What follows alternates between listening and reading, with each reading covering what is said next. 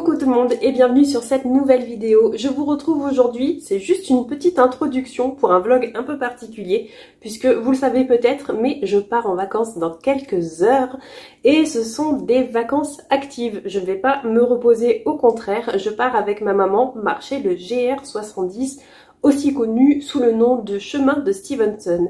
On va partir du Puy-en-Velay et on va marcher jusqu'à Alès, soit au programme 270 km de marche. Donc autant vous dire que ça ne va pas être de tout repos et malheureusement, si vous avez suivi les vidéos précédentes, je suis tombée malade il y a quelques jours et j'ai contaminé ma maman qui elle est tombée malade hier. Donc on est dimanche, on part demain matin, lundi matin donc, et elle est tombée malade samedi matin.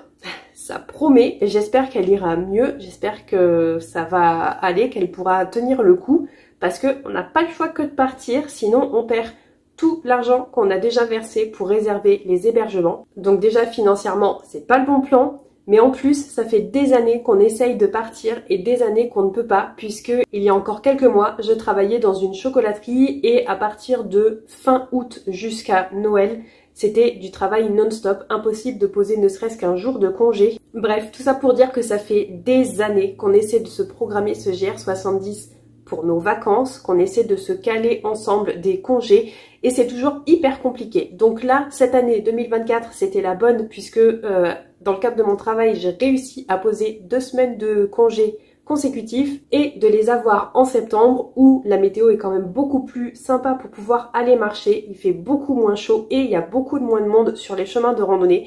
Donc c'était vraiment le moment parfait pour partir, sauf voilà, qu'on est tombé malade. Donc j'espère que ça ira mieux. De mon côté, ça va quand même vachement mieux. J'ai la gorge toujours un peu prise. J'ai toujours un peu l'impression qu'on m'a roulé sur le visage, qu'on m'a percuté. Mais autrement, ça va, je tiens le coup.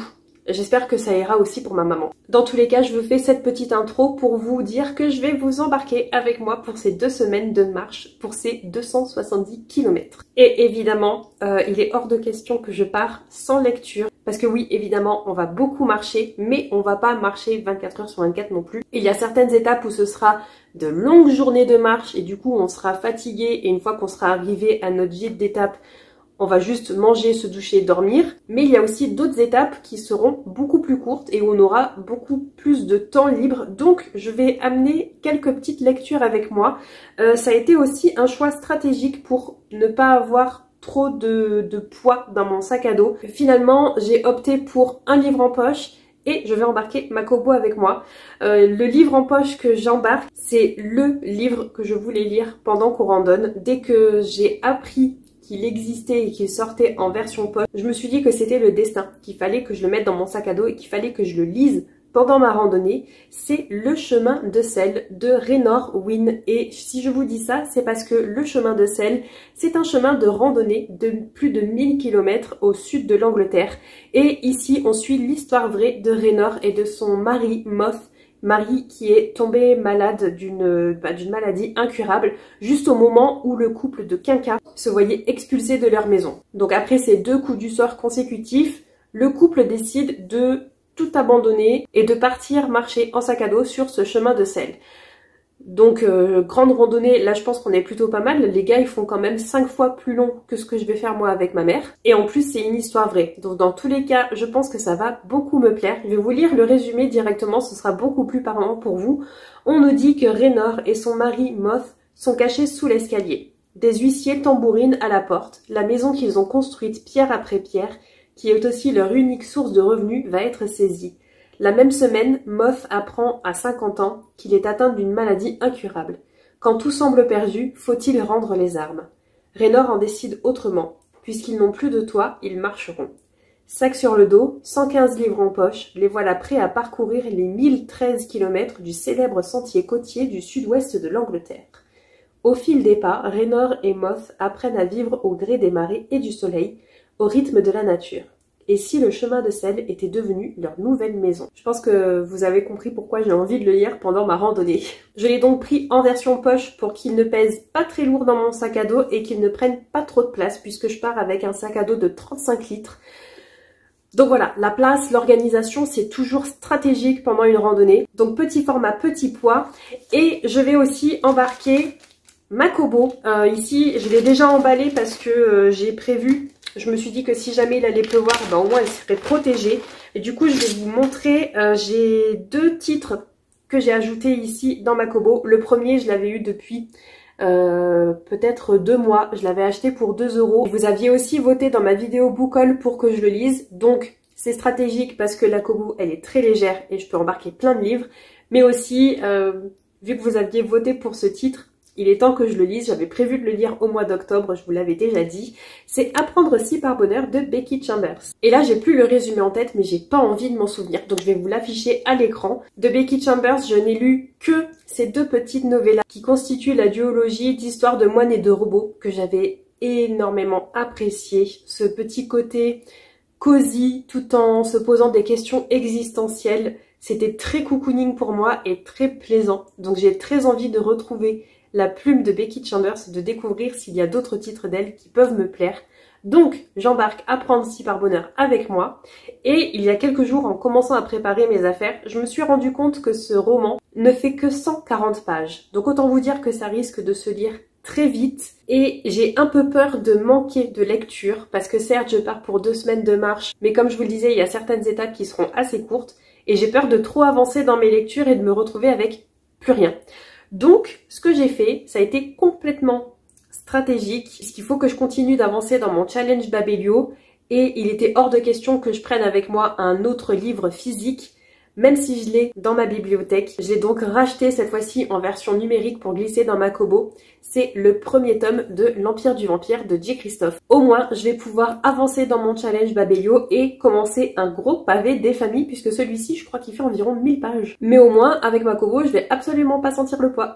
Au moins, vous savez ce que j'embarque avec moi au niveau lecture. Au moment où je vous parle, on part dans un petit peu moins de 24 heures. Je travaille cet après-midi. J'ai encore un petit peu de montage à faire ce matin pour que vous, sur YouTube, vous ne manquiez pas de vidéos, que vous ayez toujours une vidéo par semaine à regarder.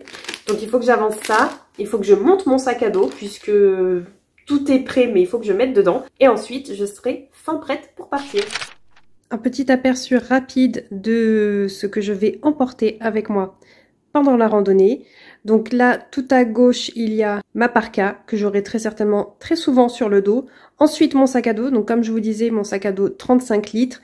Après, là, je me rapproche un petit peu. Du coup, tout en haut, il y a ma trousse de toilette qui est pas encore complète parce que bah, forcément, je me sers encore de certaines choses. Des pansements parce que je suis une artiste vraiment très douée pour me bousiller les pieds quand je marche en randonnée. Puis le chemin de sel et ma Kobo, comme je vous le disais précédemment. Ici, il y a ma pile de vêtements, de sous-vêtements, ma serviette de toilette et ma serviette pour les cheveux, mon sac de couchage, les paires de chaussettes de randonnée. La petite pochette en plastique ici, elle va me servir, je vais la mettre ensuite dans une poche ici très accessible. En fait, cette pochette-là, elle va me servir à mettre mon argent liquide, ma carte bancaire, mes papiers, pour pas emporter mon portefeuille, mais pour avoir quand même tous les papiers qu'il me faut. Ensuite, il y a 2 paires de chaussures ici, enfin du coup, une paire de chaussures vraiment pour marcher. J'en ai une autre ici, c'est celle que je vais porter demain. Mais dans le sac à dos, je vais avoir donc celle-ci pour pouvoir alterner entre les 2 paires de chaussures. Parce que c'est pas bon d'avoir toujours la même paire de chaussures pour marcher. Et ici, c'est une paire plus type pantoufle, j'ai envie de dire, pour reposer mes pieds. Puisqu'à la fin de chaque randonnée, je vais enlever mes chaussures et mes chaussettes. Et je vais garder les pieds nus dans ces petites chaussures-là pour pouvoir justement me reposer et aérer mes petits petons.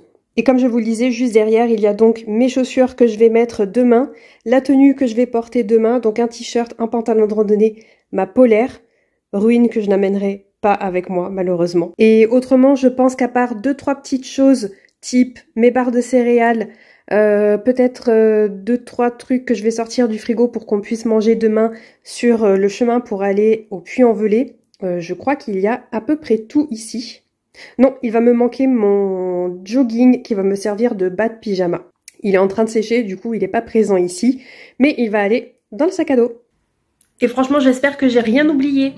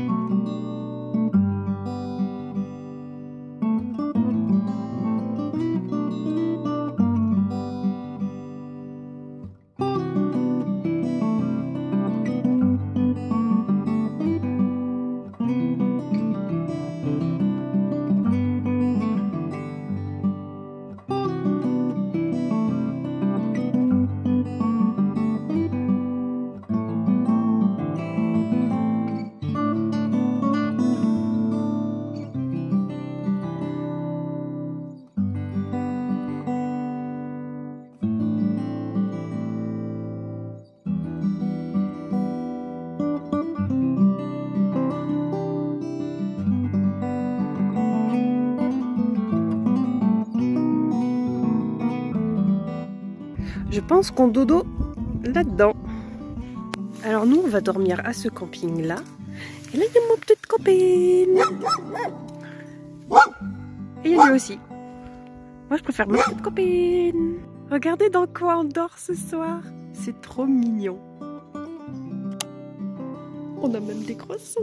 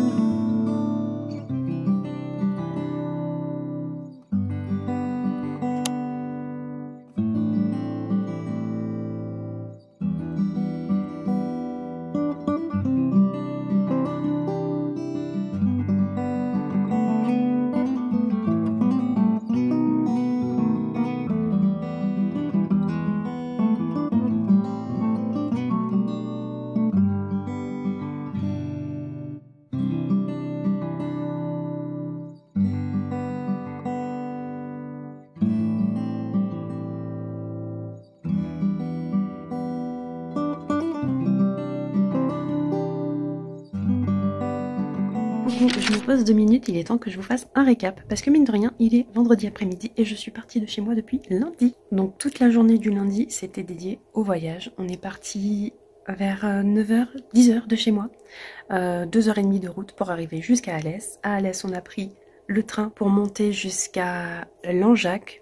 3 heures de train, c'était magnifique, des paysages incroyables. Donc déjà, rien que le voyage en train, ça valait carrément le coup, c'était super beau. Pendant un moment, on longe l'Allier, c'est magnifique. Et ensuite, on avait 1 heure de bus pour arriver jusqu'au Puy-en-Velay. Donc on est arrivé au Puy-en-Velay lundi soir. On a dormi dans un refuge et on est parti donc mardi matin sur le chemin de randonnée. On devait faire du Puy-en-Velay jusqu'à Monastier-sur-Gazeille. On a fait 18 km et rien que là, j'ai déjà souffert. Parce que mine de rien, mon corps n'est pas habitué à marcher avec un sac à dos de 10 kg sur le dos. Donc le corps encore ça allait, les pieds bizarrement ça allait. Par contre je me suis fait extrêmement mal au genou. Je pense que j'ai une tendinite en fait, parce que le genou lui-même ça va, c'est vraiment juste sur le côté extérieur du genou, j'ai extrêmement mal. Je pense que c'est une tendinite. Heureusement ma mère avait embarqué avec elle une genouillère. Donc depuis mardi matin, je marche avec une genouillère. Mardi matin, on est parti du Monastier-sur-Gazeille, on est allé jusqu'au Boucher Saint-Nicolas. On a fait 23 km. 23 km, donc déjà bien. Heureusement que j'avais la genouillère, puisque j'ai pu à peu près tenir le coup. Et en fait, il faut savoir qu'à chaque jour, il y a sa petite aventure. Donc le premier jour, jusqu'au Monastier, je me suis fait hyper mal au genou. Le deuxième jour, pour aller jusqu'au Boucher Saint-Nicolas, je sais plus ce qui s'est passé. C'est pour ça qu'il faut que je vous fasse des updates un peu plus souvent. Mais je me souviens qu'il s'est passé quelque chose, parce que je me suis dit que tous les jours, il y avait un petit problème. Qu'est-ce que c'était? Ah oui, on est arrivé au gîte et le monsieur n'avait pas notre réservation. Pourtant, ma mère non seulement avait réservé, mais en plus elle avait versé un acompte. Et le monsieur, il a fini par nous retrouver. Alors heureusement qu'on est en saison basse et que du coup, on avait quand même la place qu'on voulait, dans le gîte qu'on voulait, au prix qu'on voulait. Mais ben, il avait oublié de noter notre réservation. Donc on l'avait payé en partie, mais c'était noté nulle part. Heureusement, tout est rentré dans l'ordre. Mais bon voilà, le petit problème de la journée. Le lendemain, eh bien c'était la tempête. Le lendemain, on était jeudi. Et je sais pas si vous vous souvenez, mais apparemment, il y a eu une grosse dépression qui est passée au travers de la France, voire même une tempête.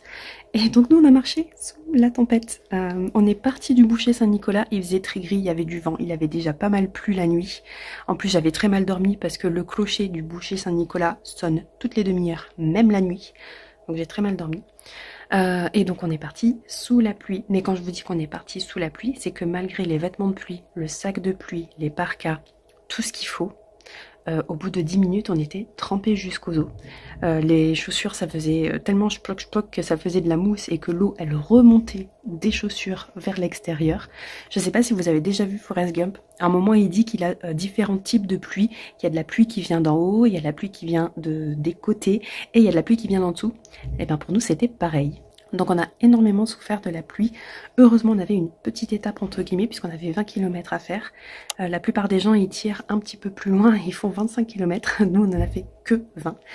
Sous la pluie, on est arrivé trempé jusqu'aux os, mais on a pu se changer, se mettre au chaud. Il y a ma maman qui vient de rentrer de la douche, donc je risque d'être déconcentrée et d'oublier des trucs. Mais comme je vous disais, la pluie d'en haut, la pluie d'au-dessus, la pluie sur les côtés. On est arrivé trempé jusqu'aux os. On a pu se changer à la brasserie dans laquelle on dormait le soir même. La dame, elle venait de fermer la cuisine, mais du coup, elle a accepté de rouvrir pour nous faire juste vite fait un petit truc à manger chaud, parce qu'en plus, on n'avait pas mangé. On avait tracé, on est arrivé à 14 h là-bas. Donc 14 h sans manger, trempé jusqu'aux os et avec pas de repas jusqu'au soir, c'était pas possible. Donc elle a été super, elle nous a fait à manger, on s'est régalé. On a pu se réchauffer, on a pu se changer, se sécher un petit peu. Et ensuite accéder au gîte où on a pu la prendre une vraie bonne douche bien chaude et pouvoir étaler nos affaires pour qu'elles puissent à peu près se sécher dans la nuit, surtout les chaussures. Et on a réussi à se débrouiller pour avoir des chaussures sèches ce matin en partant. Et il y a certaines affaires qui sont toujours pas sèches à ce jour, à cette heure à laquelle je vous parle, parce qu'on a dû refaire nos sacs avec certaines affaires qui étaient encore trempées. Mais bon, on s'est débrouillé. Et aujourd'hui, on a fait 23 km. On se trouve aujourd'hui à Cheylard-l'Évêque. Et la petite galère du jour, c'était quoi? Ah oui, on s'est arrêté à Langogne. On avait fait donc 5 km. Et au bout de 3 km, on s'est rendu compte qu'on avait oublié de rendre les clés du gîte. Donc on était parti depuis un bon moment. Et après on s'est rendu compte que il aurait peut-être fallu faire demi-tour pour rendre les clés. Finalement on s'est débrouillé autrement. En arrivant à Langogne, qui est une grande ville, on a pu laisser les clés quelque part pour que la dame du gîte, elle descende pour les récupérer. Et surtout, j'ai acheté des bâtons de rando qui me changent la vie. Parce que je peux enfin marcher correctement sans forcer sur mon genou et sans me fracasser le genou. Donc je marche toujours avec la genouillère, mais j'ai des bâtons de rando et je revis. C'est comme si je redécouvrais la marche en fait. Je vais super vite, je vais super vite dans les montées. Surtout, je vais super vite dans les descentes, n'est-ce pas maman? Oh oui. Un vrai petit cabri. Parce que d'habitude, les descentes, je suis la personne la plus lente du monde pour descendre. Je fais hyper attention, je sécurise chaque pas. Et je suis super lente. Et là aujourd'hui, j'ai doublé tout le monde, j'ai tracé avec mes bâtons de rando. Donc c'était trop bien, je revis. Et je pense que le reste de la randonnée, on va l'aborder beaucoup plus sereinement. Maintenant que j'ai des bâtons de rando. Et j'aurais carrément dû faire ça avant. Donc voilà, c'était la petite aventure du jour. L'oubli des clés et l'achat de bâtons de rando. Et donc on est arrivé enfin à Cheylard-l'Évêque, il y a quoi? Il y a une demi-heure, 3/4 d'heure. Et il nous restait un petit kilomètre pour arriver à l'étape du jour. Il faisait à peu près beau. On s'était pris la pluie 2 ou 3 fois, mais vraiment quelques gouttes, donc ça allait. Et à partir du moment où on a vu qu'il restait le panneau 1 km, on s'est pris la grosse flotte. Mais bon, du coup, on est arrivé, on est au sec, on a pu étendre nos affaires. On sort toutes les deux de la douche, donc on est réchauffé. Il n'y a plus qu'à profiter. Ah oui, et avec tout ça, j'ai oublié de vous dire, j'ai commencé dans le train, donc lundi, j'ai commencé à lire le premier tome de l'Empire du Vampire de J. Christophe. Et là, j'en suis à 15%. Parce que j'ai pas mal lu dans le train. Un petit peu dans le bus aussi, pour monter jusqu'au Puy-en-Velay. Et depuis, je lis une fois de temps en temps parce que je suis crevée et j'arrive pas à garder les yeux ouverts. Mais 15%, c'est plutôt pas mal. Sur un bouquin de presque 1000 pages, je suis plutôt contente. Et voilà, je pense que ce soir, aujourd'hui, je vais commencer Le chemin de sel, le livre que j'ai en format poche, parce que j'ai envie de découvrir tant que je marche. Et là, comme ça fait déjà plusieurs jours qu'on marche, je pense que je vais me lancer là-dedans ce soir.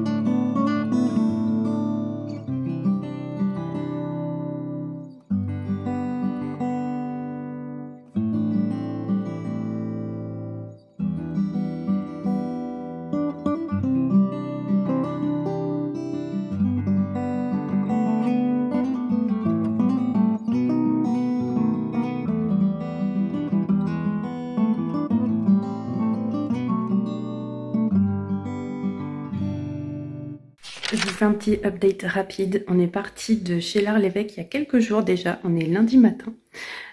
Chez l'Art-l'Évêque, on est allé jusqu'à... J'ai déjà oublié le nom. On a fait une vingtaine de kilomètres. Oh, c'est fou, ça je sais déjà plus. Pourtant, c'était il y a vraiment pas longtemps. Chez l'Art-l'Évêque, on a dormi à la Bastide. On a dormi à la Bastide. On était censé faire 27 km. Finalement, il y avait un raccourci pour une partie du chemin qu'on ne faisait pas parce que c'était pour un logement. Mais nous, on n'allait pas à ce logement-là. Donc finalement, on a fait 19 km. Donc on a dormi dans un hôtel. C'était très sympa. Et je crois que j'ai chopé des punaises de lit là-bas parce que j'ai des piqûres depuis le lendemain. En gros, donc chez l'Art-l'Évêque jusqu'à la Bastide, on a fait 19 km. Et de la Bastide hier, on est arrivé ici à Chasseradès. On a fait seulement 12 km. Mais je suis morte, j'en peux plus. J'ai mal partout. J'ai mal aux chevilles, aux pieds, aux genoux, aux hanches, au dos, aux épaules. Je crois que même mes mains, j'ai des crampes aux mains à force de marcher avec les bâtons parce que j'ai pas d'habitude. Et voilà. Donc aujourd'hui 12 km 5 et en arrivant ici au gîte, j'ai commencé à me gratter et je me suis dit punaise de lit. Je suis un peu un chat noir en fait avec les punaises de lit, elles m'adorent, du coup elles me bouffent et je fais des réactions allergiques assez importantes entre guillemets, enfin du coup je fais des grosses piqûres qui me grattent très souvent. Donc hier j'ai passé au moins 1 heure de mon après-midi, une fois installée dans le gîte ici, à vérifier tout mon sac, toutes mes affaires, sous toutes les coutures, pour retrouver ne serait-ce que la punaise qui m'a piqué. Je ne l'ai pas trouvée, donc je me suis dit que finalement je l'avais laissée à la Bastide, là où je l'avais trouvée. Et je me suis endormie un peu l'esprit tranquille, en me disant que c'était bon, c'était fini. Sauf que non, parce que je me suis encore fait piquer cette nuit et j'ai de nouvelles piqûres. Je comprends pas, parce que je me suis réveillée 3 fois dans la nuit pour justement vérifier mon lit, ma couverture, mon sac de couchage, mes vêtements que j'ai sur moi. Donc je sais pas, à ce jour j'ai une grosse quinzaine de piqûres. J'espère que c'est terminé, que j'ai plus de punaises avec moi et que je vais pouvoir marcher et juste continuer mon périple. Mais je sais pas. Et autrement, aujourd'hui, on va faire 17 km, on descend au Blémard. On essaye aujourd'hui la malle postale, c'est-à-dire que on va pas porter nos sacs, on a juste un petit sac avec nos gourdes à manger, des pansements. Et le reste de nos sacs, c'est un service de transport qui va les laisser directement au gîte dans lequel on dort cette nuit. Du coup, ça devrait aller mieux aujourd'hui. On va voir ce que ça va donner.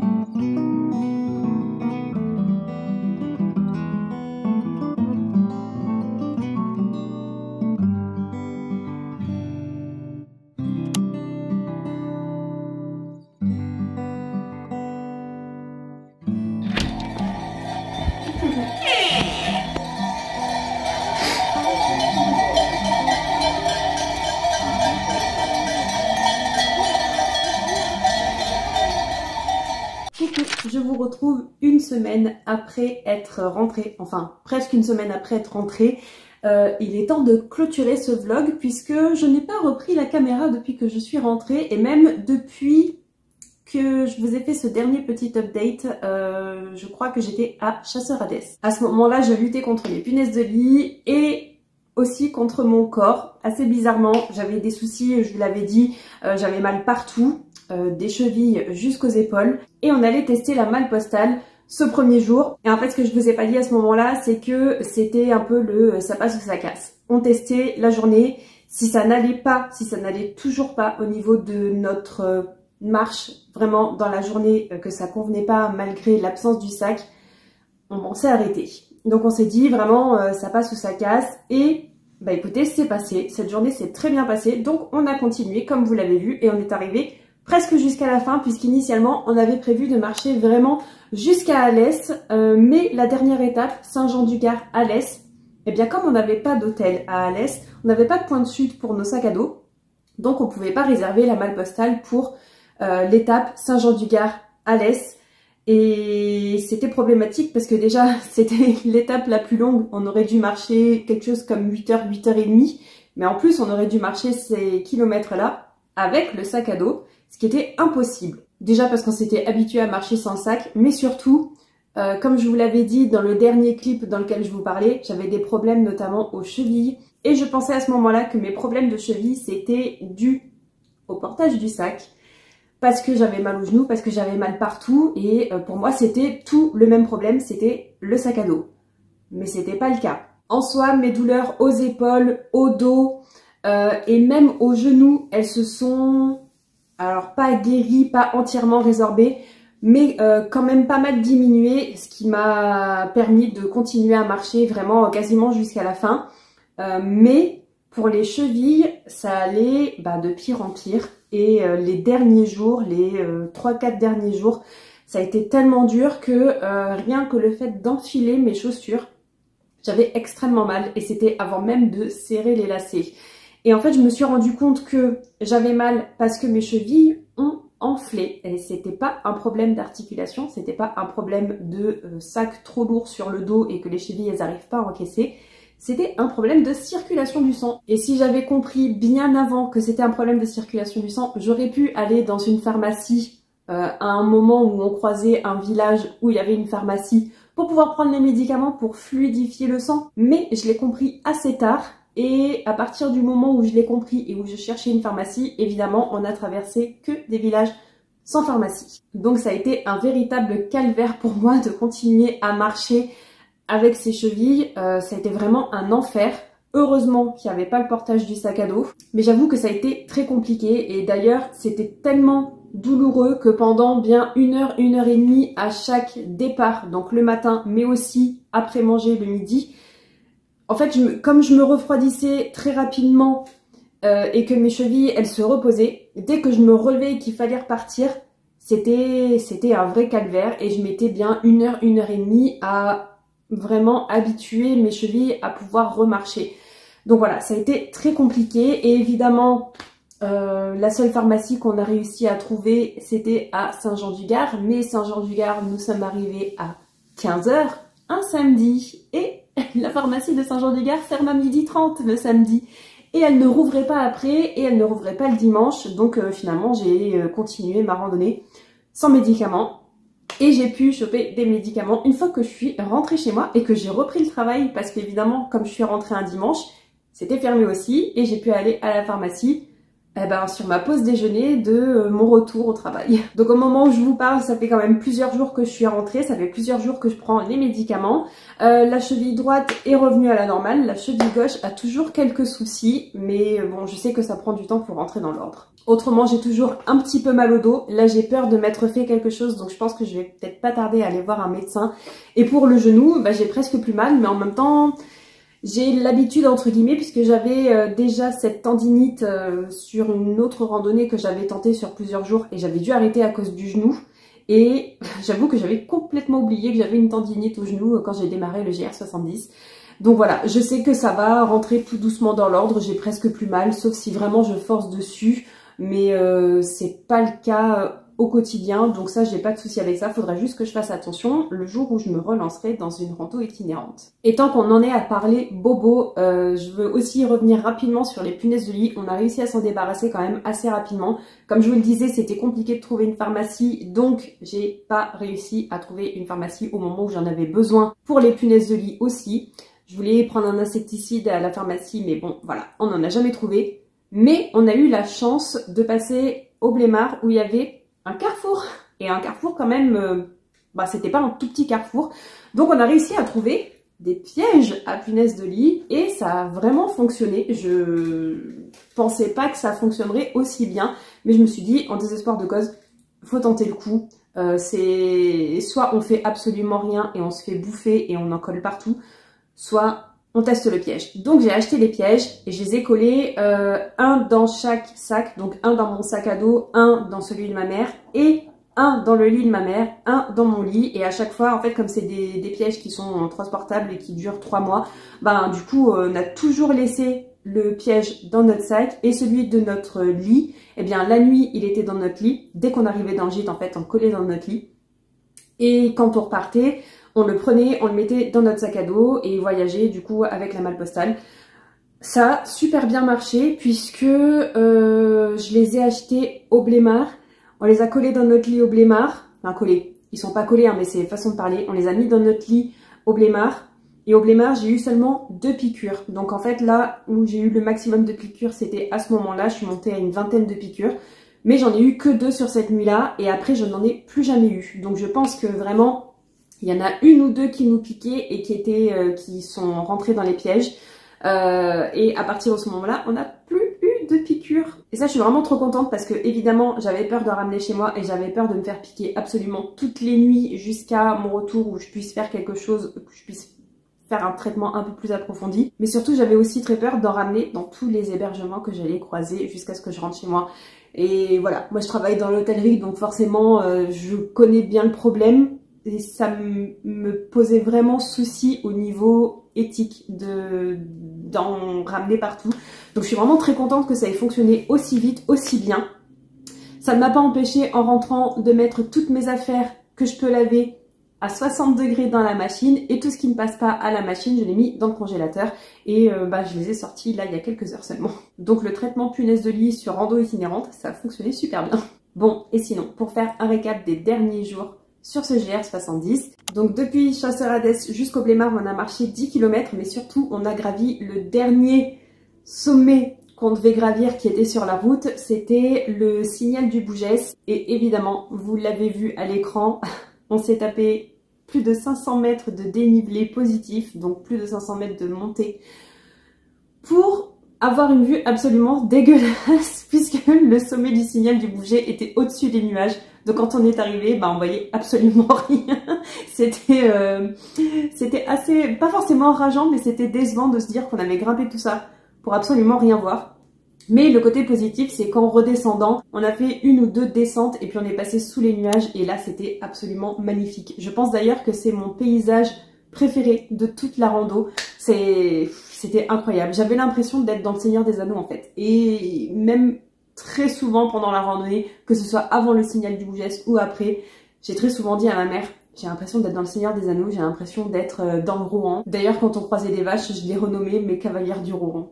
N'importe quoi, mais j'ai profité à fond. Ensuite, du Blémard jusqu'à Pont-de-Montvert, là aussi, on s'est régalé, c'était magnifique. Il y avait beaucoup de paysages de champs très verts, mais avec énormément de pierres et de gros cailloux finalement.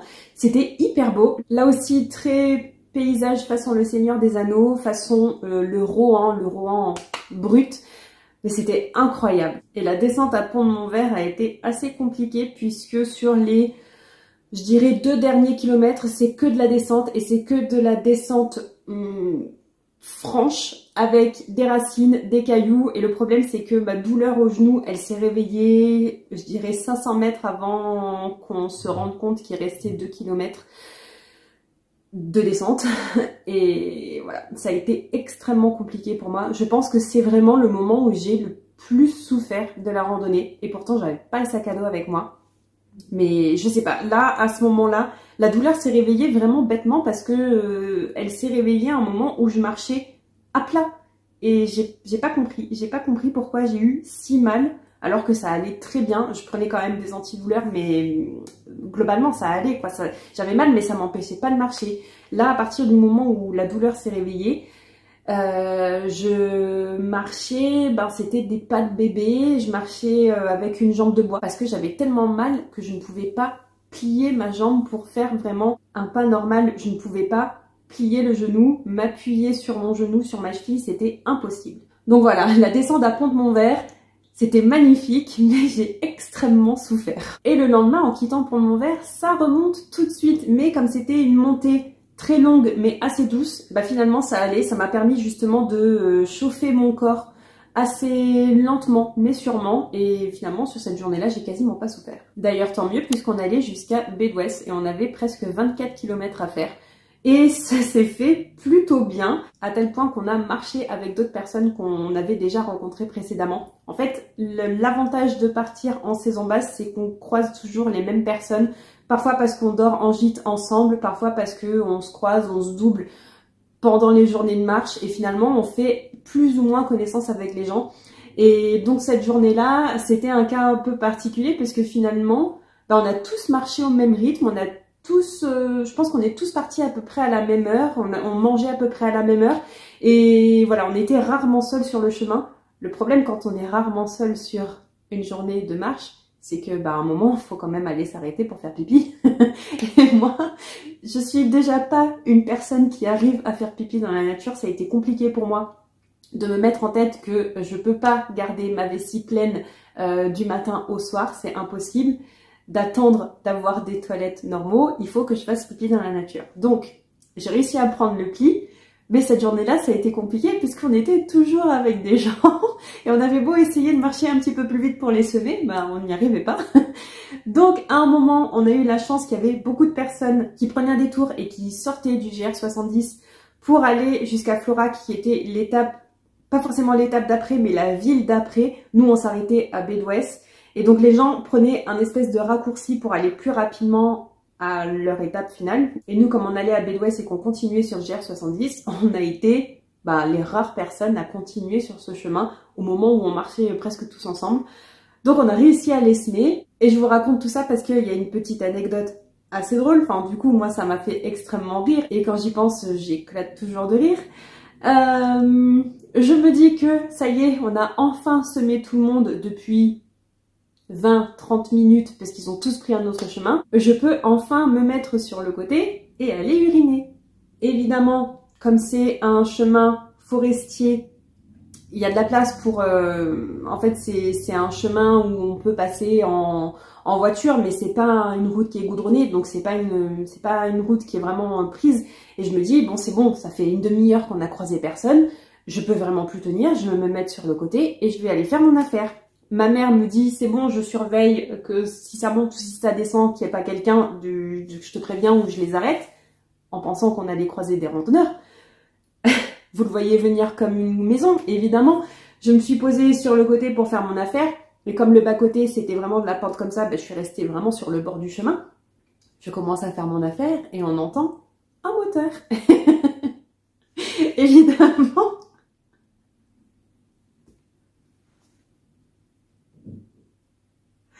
Évidemment qu'il y a une voiture qui a commencé à monter juste quand je me suis installée et que j'ai commencé mon affaire et que je ne pouvais pas finir.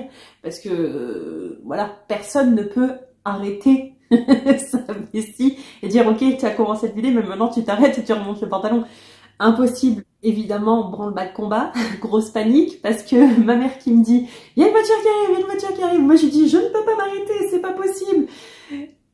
Elle essaie de me cacher, mais évidemment, on est absolument à découvert, donc elle ne peut pas me cacher. La voiture, elle monte, elle prend tout son temps en plus pour monter, puisqu'évidemment, c'est une route qui est, comme je vous le disais, pas goudronnée, donc on roule en petites secondes à tout casser. Bref, ça a été un gros moment de solitude, un gros moment de fou rire aussi, puisque la panique de ma mère me faisait paniquer aussi. Ça ne m'a pas empêché d'éclater de rire, de pleurer de rire, alors que j'étais toujours en train de faire mon affaire et que la voiture montait. Donc le monsieur a bien compris que, parce qu'évidemment c'était un monsieur qui conduisait, le monsieur a bien compris que j'essayais de faire pipi tout simplement, que ma mère essayait de me cacher mais que c'était absolument pas productif. Bref, ça a été un gros moment de solitude mais en même temps extrêmement drôle. La preuve, hein, voilà, je vous le raconte, je ne peux pas m'empêcher de rire, j'ai absolument pas honte parce que c'est la nature. Mais je me serais quand même bien passée d'avoir une voiture qui passe juste sur les 2 petites minutes que je prends pour enfin faire pipi depuis le début de la journée. Bref, c'était la petite aventure de ce jour-là. Le lendemain, on est parti de Bédoisse et on a marché jusqu'au Covel. Là, ça a été une très longue étape, ça a été 32 km.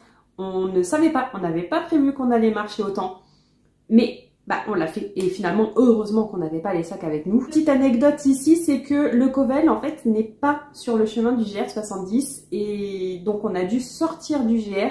C'est pour ça aussi qu'on ne savait pas qu'on allait marcher 32 km, on savait que ça allait être long, mais on n'avait pas la distance du fait que comme c'est pas ni dans les topoguides ni sur le chemin de randonnée, on peut pas calculer la distance vraiment. Donc c'est en fin de journée, une fois qu'on a discuté avec les autres randonneurs qu'on connaissait déjà parce qu'on les avait déjà rencontrés sur le chemin, ils nous ont dit qu'on avait fait 32 km puisqu'ils étaient partis exactement du même point que nous, ils étaient dans le même hébergement la veille au soir. On s'est dit, ah ouais quand même, on a pas mal gazé aujourd'hui. Et au Covel, c'était un moment un peu magique, un peu particulier. Déjà parce qu'on a dormi dans un cadre magnifique, juste à côté d'un château du XIIIe siècle qui a été rénové. Donc nous, on était dans la partie gîte, mais on faisait partie de l'ensemble de bâtiments qui est constitué avec le château. Donc déjà, ça, c'était incroyable.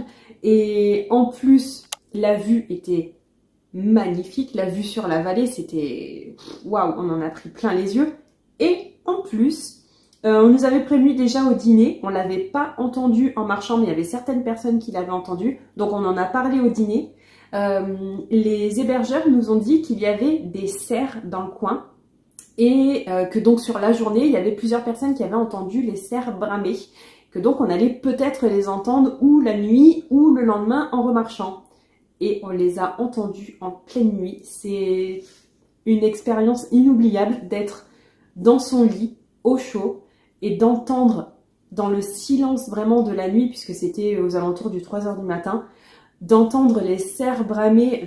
Vraiment, j'avais l'impression qu'ils étaient juste de l'autre côté de la porte, tellement on les entendait fort, tellement on les entendait bien. C'était incroyable. Je pense que c'est vraiment une expérience que je pourrais jamais revivre dans ma vie, et c'est quelque chose que je vais vraiment garder dans ma mémoire. Le lendemain, c'était l'avant-dernière étape. On a marché jusqu'à Saint-Étienne-Vallée Française. On a fait apparemment 15 km, mais je pense qu'on a fait un petit peu plus. Là encore, je peux pas être sûre de mon calcul de la distance parce qu'on est parti justement du Covel qui était un petit peu en dehors. On a mis, je pense, 2 km pour reprendre le GR. Et l'étape suivante était aussi un petit peu en dehors du GR. Donc là, voilà, un peu compliqué de savoir un peu la distance parcourue. Officiellement c'est 15, mais en réalité je pense que c'était plutôt 17-18. Et là c'était l'avant-dernière étape comme je vous le disais, mais c'est surtout en fait la dernière étape où on s'est retrouvé avec certaines personnes avec qui on marchait, qu'on croisait depuis plusieurs jours et avec qui on avait vraiment plus ou moins sympathisé. Ce qu'il faut savoir c'est que moi je partais sur ce GR et je ne voulais croiser personne, je ne voulais pas parler avec des gens. Moi pour moi c'était, je partais marcher et je partais marcher en basse saison pour ne voir personne. J'avais vraiment hâte. En plus, je le disais au travail, hein, c'est moi, je pars. Ça va limite être ma retraite spirituelle pour ne plus voir personne parce que j'en pouvais plus de voir des gens. Et évidemment, comme je vous disais, on croise toujours les mêmes têtes. Donc, de fil en aiguille, j'ai quand même finalement un petit peu sympathisé avec les gens, même si j'essayais de mettre de la distance. Comme on croise toujours les mêmes têtes, à la fois sur la journée quand on marche et le soir dans les gîtes, finalement on commence quand même à sympathiser. Et donc ce dernier soir, cette dernière étape, ça a été un moment vraiment convivial, encore plus que les autres. Je pense que c'est parce que justement c'était la dernière et qu'on avait tous un petit peu ce petit pincement au cœur de se dire ok, demain on marche et demain c'est la dernière journée et après on rentre chez nous. Et c'est la fin de quelque chose. Donc voilà, ça a été un moment très convivial. Là, sur la journée, on avait pu ramasser pas mal de châtaignes parce que l'hébergeur nous avait dit vous ramassez les châtaignes et nous on les passe soit au poêle, soit au four, soit à la cheminée. Enfin, on les fait griller et on les mange ensemble. Du coup, on a mangé les châtaignes, on a partagé un super repas ensemble. Et voilà, là pareil, je pourrais en parler, mais ça représentera jamais ce que j'ai vécu réellement et ce qu'il y a là-dedans. Donc pareil, voilà, des moments gravés dans la mémoire qui sont vraiment formidables. Et même si j'avais pas envie de vivre ça parce que je voulais être dans mon monde, je voulais être seule, ça a été vraiment une super expérience. Et voilà, ça fait presque une semaine que je suis rentrée. Ça fait plusieurs jours que je me dis que je veux y retourner et que je voudrais ne pas être chez moi, je voudrais être en train de marcher alors que j'adore mon chez moi, j'ai pas envie de les quitter. Donc voilà. Vraiment, c'est une expérience particulière. Et enfin, la dernière étape, donc de Saint-Étienne, Vallée Française jusqu'à Saint-Jean-du-Gard. On pensait que ça allait être une journée facile. 19 km, mais alors 19 km où on a fait que monter et après on a fait que descendre. Mais c'est le moment où on a passé la dernière limite puisqu'on arrivait dans le dernier département, le département du Gard. Et à chaque fois qu'on passait du coup cette limite de département, cette frontière, c'était une grosse satisfaction. Et à Saint-Jean-du-Gard, on est resté dans un hôtel qui était très sympa. On a super bien dormi. Mais surtout, juste avant, on est allé dîner dehors. On s'est dit qu'on allait fêter la fin de notre GR70, qu'on avait marché, je pense, environ 250 km. On voulait fêter ça. On n'avait pas la demi-pension à l'hôtel, donc on s'est dit, bon bah, on mange dehors. Et juste en sortant de l'hôtel, où j'avais repéré une petite crêperie, où j'avais dit à ma mère, on mange ici ou rien. Et ben on a croisé d'autres personnes qui étaient avec nous et qu'on recroisait pendant nos marches, mais qu'on recroisait pas forcément dans les hébergements. Et là, en fait, ils étaient vraiment au pied de notre hôtel, ils se demandaient où est-ce qu'ils allaient manger. Du coup, on leur a dit, bah, venez avec nous, on va fêter la fin de notre GR. Et ils ont dit, bah, nous aussi, c'est la fin de notre GR, on va fêter ça. Donc, on est allés tous ensemble à la crêperie, manger ensemble. Et voilà, là aussi, bah, encore une fois, une expérience particulière parce que c'est des gens que je recroiserai jamais et la plupart, je connais même pas leur prénom. Mais on a partagé quelque chose, on a vécu quelque chose ensemble de fort qu'on peut pas partager avec tout le monde. Et voilà, j'ai pas les mots, mais c'était vraiment trop bien. Tout ça pour vous dire que j'ai adoré marcher ce GR70. Malgré les blessures, malgré le sac à dos, malgré les punaises de lit, malgré le genou, les chevilles, le dos qui est toujours douloureux, j'ai envie d'y retourner, j'ai envie de le remarcher de A à Z. Je suis peut-être un peu sadomaso parce que bah, c'est un peu toujours ça quand on est en randonnée, quand on est en train de marcher, on se dit pourquoi je m'inflige une chose pareille, qu'est-ce que je fous là, pourquoi je suis pas juste chez moi, pourquoi je suis pas partie en voyage ailleurs, pourquoi je suis pas au bord de la plage, pourquoi je suis en train de marcher et de monter une montagne pour ne rien voir.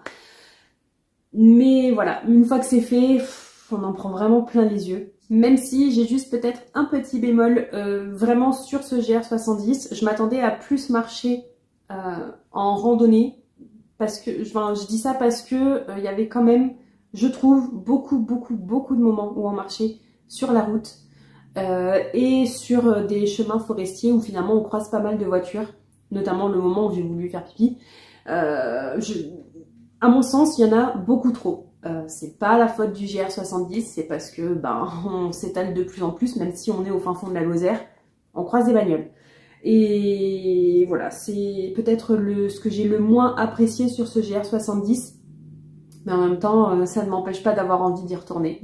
Pour le moment, il n'est pas prévu qu'on reparte sur un GR avec ma maman, mais on en crève d'envie. Donc, je pense que l'année prochaine, non, parce que c'est trop court pour s'organiser. Mais peut-être dans 2 ans, on va se faire un autre GR. On ne sait pas encore lequel. Moi, j'aimerais beaucoup aller marcher en Bretagne. Ma mère aimerait beaucoup découvrir le Mont-Saint-Michel, donc on pourrait peut-être combiner les deux. Mais elle aimerait aussi faire le tour du Mont Blanc, et ça je pense que ça va être peut-être un petit peu plus compliqué au niveau de notre expérience de marche. On sait pas, on a quand même très envie de réitérer l'expérience, de se relancer, de repartir toutes les deux. Et cette fois-ci, on partira avec un sac à la journée chacune, pour pouvoir mettre nos gourdes et notre repas, et nos pansements. Et surtout, notre sac de voyage, vraiment, il partira avec la malle postale et pas sur notre dos à longueur de journée. Et aussi, évidemment, je reprendrai des pièges à punaises de lit et mes médicaments pour la circulation sanguine. Bon, et sinon, avec tout ça, évidemment, vu qu'il s'est passé plein de choses et que j'étais fatiguée une fois que je rentrais que je me posais de ma journée de randonnée, j'ai bouquiné, mais je vous ai jamais fait de petit récap de ce que je lisais, de là où j'en étais. Je vais pas le faire là maintenant parce que vraiment la vidéo est déjà assez longue comme ça, mais juste pour que vous sachiez, donc le chemin de sel, alors déjà techniquement il sort du congélateur parce que lui aussi il a passé plus de 72 heures dans le congèle pour éviter les punaises de lit, mais j'ai dépassé la moitié et comme il est parti au congèle direct après mon retour, je l'ai pas continué, mais ce sera chose faite très bientôt. Je suis à la page 218 au chapitre 14 et voilà, j'ai dépassé un petit peu la moitié et c'est assez prenant, ça se lit vite, mais voilà, comme je vous disais, je vous ferai un récap un petit peu plus tard dans une autre vidéo. Et avec ma Kobo, j'avais démarré l'Empire du Vampire. Je crois que j'étais à une trentaine de pourcents quand on a terminé la randonnée et je me régale. Là, je suis actuellement à 73%. Il me reste encore 6 heures de lecture. Mais je me régale et je me demande pourquoi. Enfin, si je sais pourquoi. Mais je me flagelle un petit peu à me dire pourquoi je ne l'ai pas démarré avant, pourquoi je ne l'ai pas découvert avant, parce que c'est une lecture formidable. Et malheureusement, je n'ai pas démarré Apprendre aussi par bonheur de Becky Chambers parce que je me suis dit, j'ai déjà 2 lectures en cours, je ne vais pas en lancer une 3e. En plus, j'ai encore Ruine chez moi que j'ai démarré. Donc en réalité, j'ai 3 lectures en cours. J'allais pas m'en démarrer une 4e. Donc Apprendre si par bonheur, ce sera pour un petit peu plus tard, mais j'ai quand même l'intention de le lire sur le mois d'octobre. Et avec tout ça, je pense que je vous ai tout dit sur ces vacances actives, cette marche, ce GR70, ce chemin de Stevenson, qui a été une grosse régalade malgré les blessures. N'hésitez pas à me poser toutes les questions que vous souhaitez dans les commentaires, soit j'y répondrai directement à l'écrit, et s'il y a vraiment beaucoup de questions ou beaucoup de commentaires sur lesquels je peux rebondir, je pense que je ferai une vidéo dédiée, mais dans tous les cas, n'hésitez pas à me poser vraiment vos questions dans la section juste en dessous. Moi, ça me ferait très plaisir de continuer à en parler. Et si vous êtes arrivé jusqu'à la fin de cette vidéo, vous pouvez me laisser l'emoji chaussures de randonnée. Évidemment, puisqu'on a parlé de rando tout du long. Autrement, n'hésitez pas à vous abonner à la chaîne si ce n'est pas déjà fait. Et moi, je vous retrouve la semaine prochaine. Bye bye!